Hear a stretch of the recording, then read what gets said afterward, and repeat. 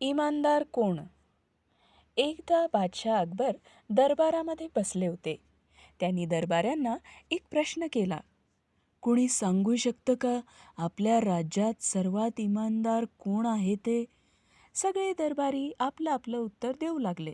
तर कुणी स्वतःची स्तुती करू लागले की ते स्वतः किती इमानदार आहेत.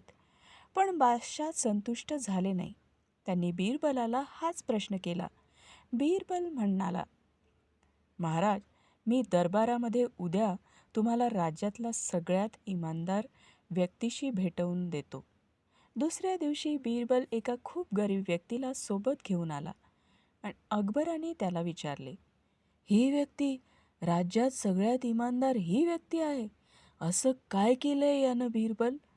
बिरबल बोलला, महाराज, ही व्यक्ती अतिशय गरीब आहे. त्याला 2 वेळ जेवणाची सुद्धा भ्रांत आहे.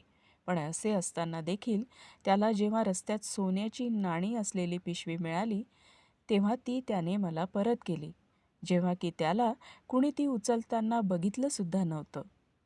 अकबर म्हणाले, खरंच ही व्यक्ती तर राज्यात सगळ्यात मोठी इमानदार व्यक्ती आहे. आणि बादशहाने त्याला बक्षीस दिले. जर तुम्हाला माझ्या स्टोरीज आवडत असतील तर प्लीज लाईक, शेअर आणि सबस्क्राईब करा. आणि व्हिडिओ बघितल्याबद्दल खूप खूप आभार.